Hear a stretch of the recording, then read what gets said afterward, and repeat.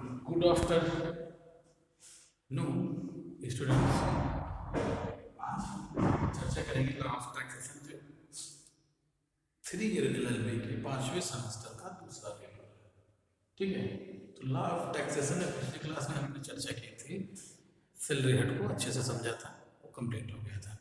आज हम उसके दूसरे हेड को समझेंगे। ठीक है, income from house property.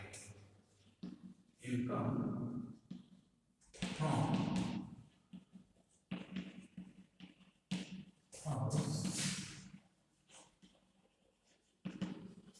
Income from house property का मतलब क्या होगा? घर की संपत्ति फ्री संपत्ति से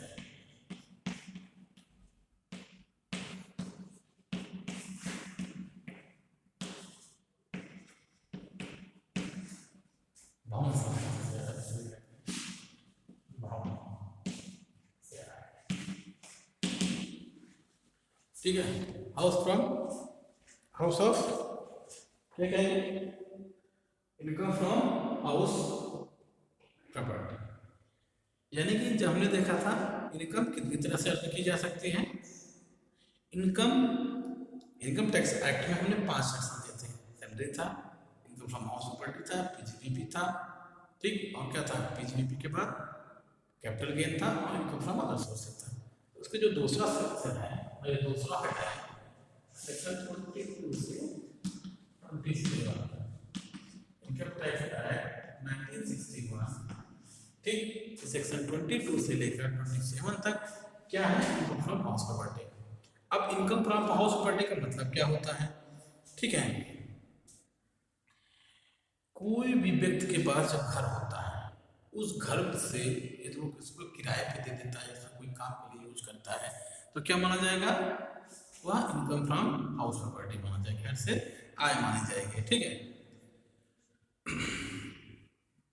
सेक्शन 22 के अनुसार हम देखते हैं डिफिनेशन क्या है। सेक्शन 22 के अनुसार डिफिनेशन क्या है?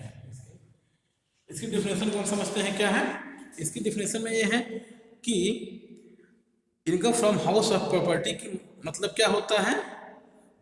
वह हाउस जिससे कोई एनुअल वैल्यू, उस जमीन से, उस लैंड से कोई एक एनुअल वैल्यू, ठीक है, एनुअल वैल्यू की कैलकुलेशन किया जाता है, जिससे उसका जो ऑनर होता है वह किसी बिजनेस और पर्पसेस में उसका उपयोग नहीं कर रहा है, यदि उससे कोई प्रॉफिट अर्न करता है तो क्या माना जाएगा? वो इनकम फ्रॉम हाउस प्रॉपर्टी माना जाएगा। इनकम फ्रॉम हाउस प्रॉपर्टी क्या होता है? जब सबसे पहले क्या होती है, वो एक जमीन होनी चाहिए, जमीन से कोई लैंड होना चाहिए, जमीन से कोई प्रॉफिट अर्न कर रहा हो और वह प्रॉफिट और अर्न बिजनेस और पर्पस के लिए न कर रहा हो, तो क्या माना जाएगा? वो क्या माना जाएगा? Income from house property. घर से इनकम यानी कि कोई भी व्यक्ति का घर से इनकम प्राप्त कर रहा हो, लेकिन वह घर बिजनेस और व्यापार में यूज ना हो रहा हो, तो क्या माना जाएगा? इनकम फ्रॉम हाउस प्रॉपर्टी माना जाएगा। ठीक है, और वह सबसे बड़ी बात, वह घर का कोई एक जो ऑनर होता है, उसका एक घर का एक स्वामी होना चाहिए। ठीक है, तो इसके लिए हम कुछ बेसिक एलिमेंट्स देखते हैं। ठीक है, basic elements of section 22। Basic elements,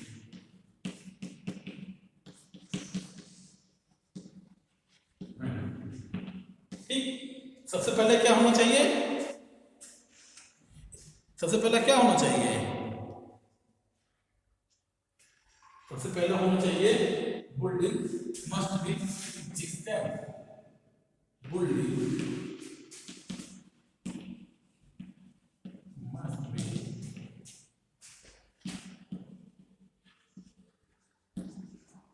ठीक, एग्जिस्टेंस होना चाहिए, यानी कि भवन का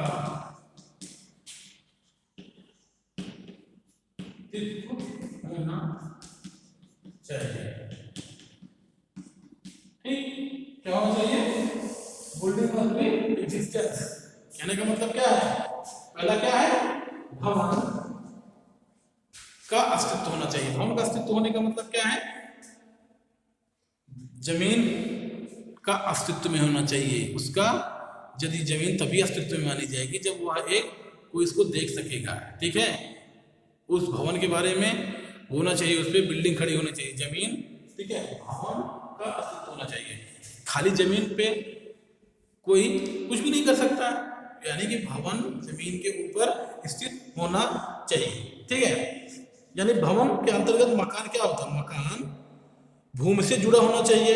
ऐसी भूमि जो किसी, ठीक है, जो किसी जमीन से जुड़ी ही नहीं होगी, जो भूमि क्या होगी उससे कोई मकान बना ही नहीं होगा, तो वो इनकम फ्रॉम हाउस प्रॉपर्टी में शामिल ही नहीं की जाएगी, खुली हुई जमीन इसमें शामिल ही नहीं की जाएगी, यही बात हो रहा है। ठीक है, तो इस प्रकार से हम कह सकते हैं, इस प्रकार से हम क्या देखेंगे, जमीन का अस्तित्व होना चाहिए। ठीक है, इसमें एक केस है वर्सेस सीआईटी वर्सेस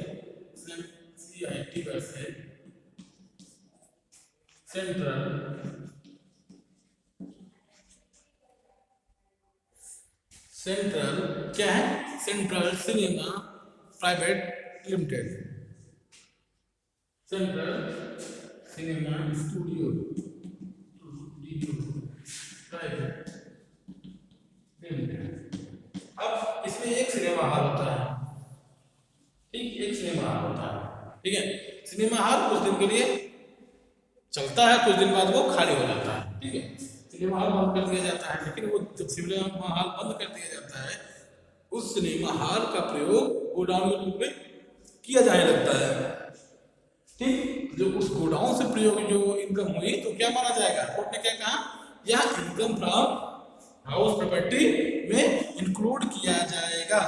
ठीक, वो जो था इनकम, वो इनकम फ्रॉम हाउस प्रॉपर्टी के रूप में प्रयोग किया जाएगा।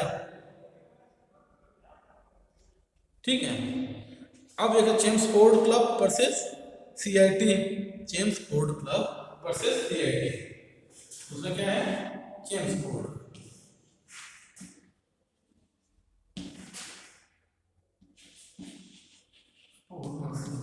सीआईटी 2000।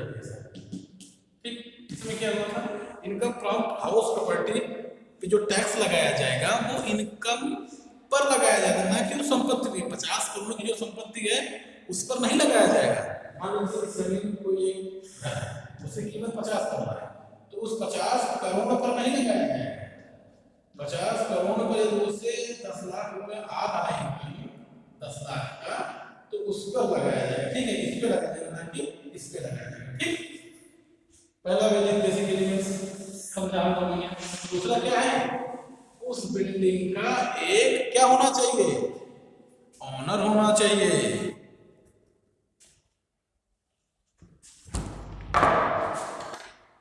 दूसरा क्या हो जाएगा, बिल्डिंग है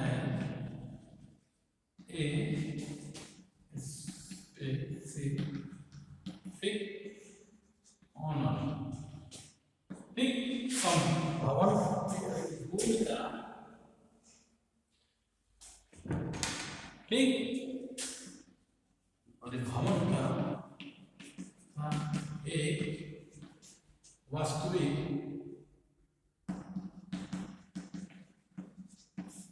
मालिक होना चाहिए।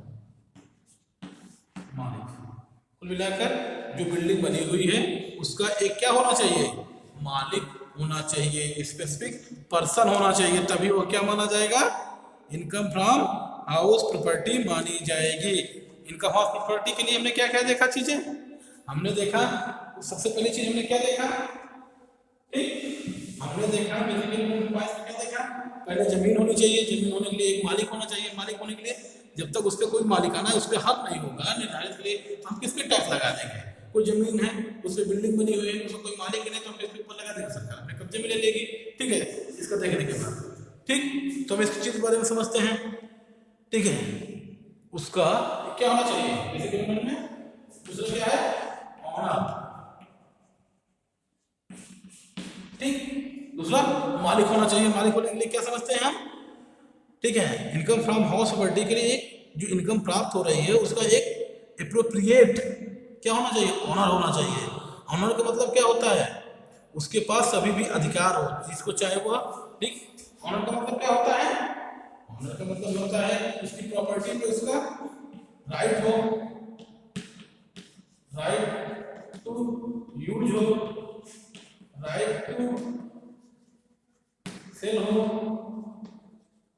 और राइट टू डिस्पोज हो।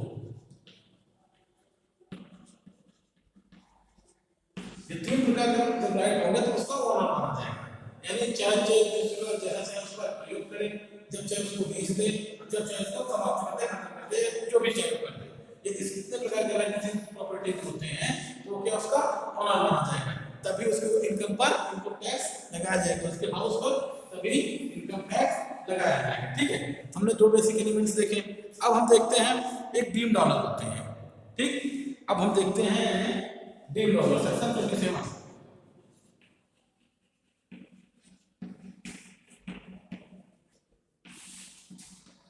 डीम डॉलर का मतलब क्या होता है? माना गया स्वामी। जब स्वामी मान लिया जाए, कब मान लिया जाएगा? ठीक, कई बार होता है जो मालिक होते हैं बचाने के लिए चालाकी दिखाते हैं, बचाते पैसा। ठीक, क्योंकि मालिक मान लीजिए घर है, इस तरह के पास बहुत सारे घर हैं, मान लीजिए के पास एक ही घर है, एक ही घर है, एक ही घर है, एक घर है, इतने घर।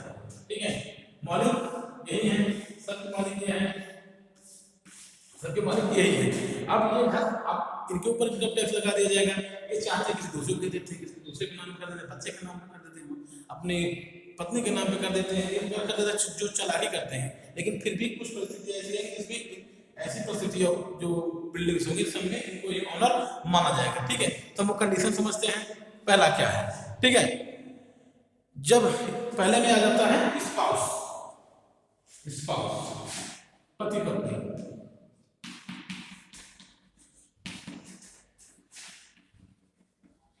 स्पाउस। दूसरा नाबालिग बच्चे,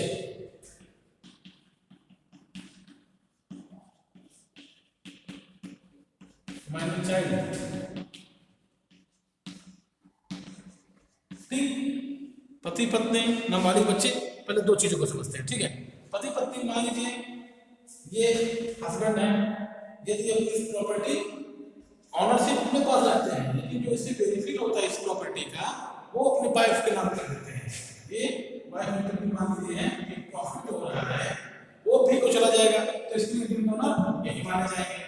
एक मान लीजिए यहाँ पे भी उनकी वाइफ है, ठीक, इतनी संपत्ति उनके पास रखते हैं, लेकिन संपत्ति की मालिक खुद नहीं रहती है, लेकिन उस संपत्ति से प्राप्त होने वाला लाभ अपने पति को दे देती है। इसमें इस दशा में इनकम टैक्स की आय पे लगाया जाएगा। इस प्रकार से कोई चालाकी करेगा तो क्या किया जाएगा? उसका जिसके पास मालिकाना हक होगा उस जमीन का, उस बिल्डिंग का, उससे ही क्या हुआ? इनकम टैक्स में, इनकम फ्रॉम प्रॉपर्टी में टैक्स लिया जाएगा। ठीक है, अब चाइल्ड के बारे में देखते हैं। जब उनके नाबालिग बच्चे होते हैं वो नाबालिग बच्चों को नाम पे ट्रांसफर कर देते हैं। यदि नाम पे नहीं, नाम तो रखते हैं, लेकिन जो प्रॉफिट होते हैं उनके नाम पे ट्रांसफर कर देते हैं, तो उसके तरफ पूरी तरह से दावी माने जाएंगे। ठीक है, अब हम देखते हैं अविभाज्य संपदा को के धारक करने के लिए संपदा का स्वामी। ठीक है, अनडिवाइडेड क्या है?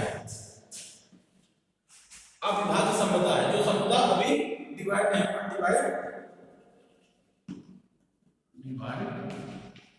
Property,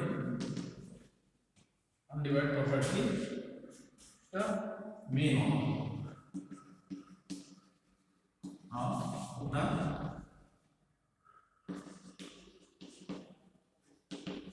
main owner of property, यानी जो संपदा अभी तक बांटी नहीं गई है उसका ऑनर उसको दे देता है।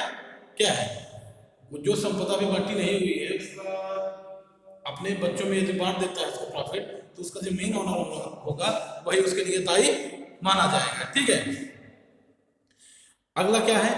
कोई पर्सन, ठीक है, कोई एसोसिएशन ऑफ पर्सन हो, कोई कोऑपरेटिव कंपनी हो, ठीक है, किसी को पट्टा दे दिया है, किसी अपने मेंबर्स को पट्टा दे दिया है, तो उसका स्वामी, ठीक, कंपनी या एसोसिएशन ऑफ पर्सन या फर्म, ठीक, फर्म अपने ही मालिक जमीन है वो उसका क्या है? मालिकाना हक इनके पास रहता है, लेकिन इसको पट्टे पे दे देते हैं, तो लीज पे दे देते हैं। ठीक है, लीज पे दे देते हैं इन्वेस्टर भी को, तो जो लीज पे दिए हुए हैं उसको उसकी जो इनकम प्राप्त होगी वो कंपनी और उसी के खाते में दिखाई जाएगी। ठीक है, बस समझ में आई। यदि कोई कंपनी के मालिक है वो पूरा दे देता है टैक्स के रूप में, तो उसके लिए वो दायी माने जाएंगे। अब हम देखते हैं एग्जम्प्टेड इनकम।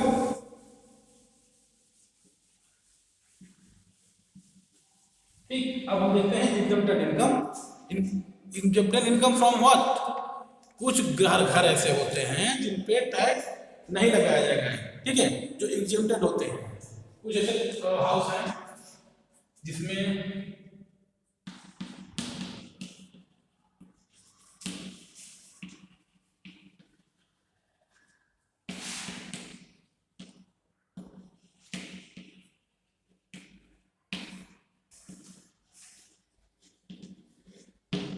ठीक इनकम फ्रॉम हाउस प्रॉपर्टी हो जाएगा। ठीक है, अब हम देखते हैं कौन कौन से ऐसे इनकम होते हैं जिन्हें पूरी तरह से एग्जम्प्टेड होते हैं। आपने देखा होगा कोई पॉलिटिकल पार्टीज होती है, उसका जो हाउस होता है वो पूरी तरह से एग्जम्प्टेड होता है। ठीक है, यानी मान लीजिए एक पॉलिटिकल पार्टी है, इसमें कुछ है जिसमें हम देखते हैं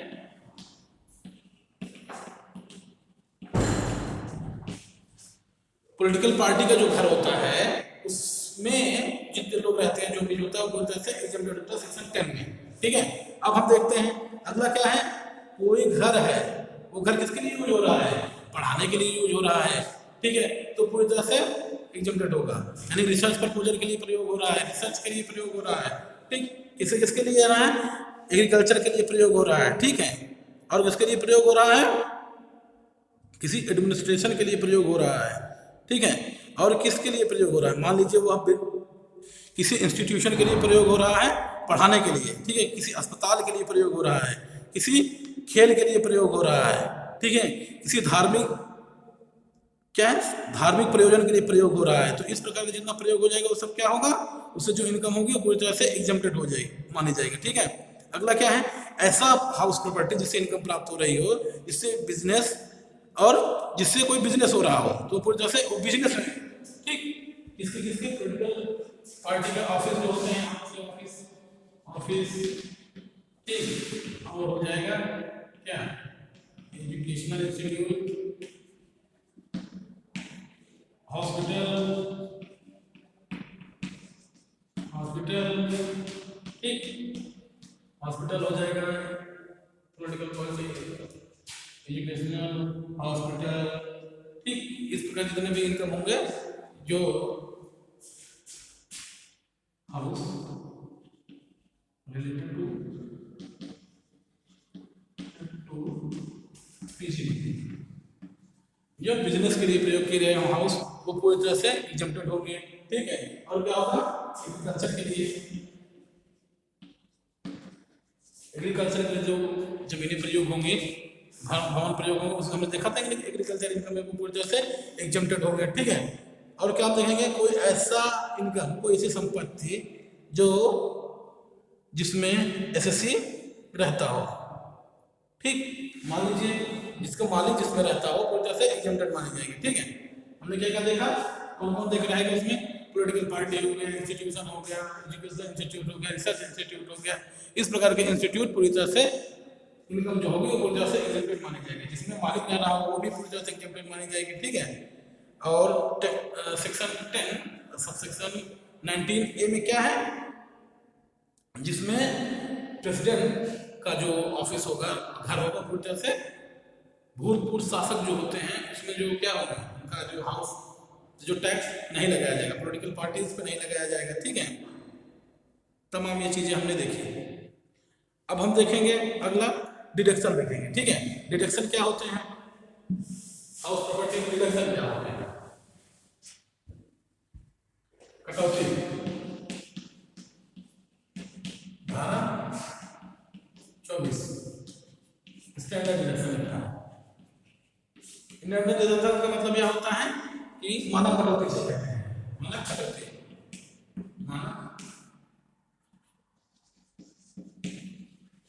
मानव कटौती का मतलब यह होता है जब कोई संपत्ति की मूल्य होता है, उस पे घर को बनवाने में, चुनाई करने में, पुताई करने में, उसको मेंटेन करने में, उसको डेकोरेट करने में कुछ तो खर्चा दिया होगा। मान लीजिए किसी घर के लिए हाउस है, उसका ग्रास एनुअल वैल्यू आ रही है, ग्रास एनुअल वैल्यू आ रही है उससे 10 लाख रुपए, 10 लाख रुपए, ठीक है। फिर जितने भी इसमें म्युनिसिपल टैक्स जो भी चीजें होंगी सब हटा उठा के देखेंगे, ठीक। तो मान लीजिए नेट एनुअल वैल्यू आ रही है, नेट एनुअल वैल्यू आ रही है 8 लाख, 8 लाख। तो हम स्टैंडर्ड डिडक्शन जब लगाएंगे ये 30% स्टैंडर्ड डिडक्शन होता है, इसका 30% हम लेस कर देंगे, ठीक है। इनकम टैक्स में जब लगाएंगे इनकम फॉर्म ऑफ प्रॉपर्टी में वो 30% इसमें लेस कर देंगे, ठीक है। वो क्या हो जाएगा, स्टैंडर्ड डिडक्शन हो जाएगा, ठीक। बस समझ में स्टैंडर्ड डिडक्शन, ठीक। अगली वाली क्लास में है बिजनेस नॉट पर्पसेस के लिए पढ़ाई करेंगे, ठीक है। वीडियो फ्रॉम ऑफ प्रॉपर्टी समाप्त होती है, इसी के बारे में क्लास में चर्चा करेंगे। Thank you.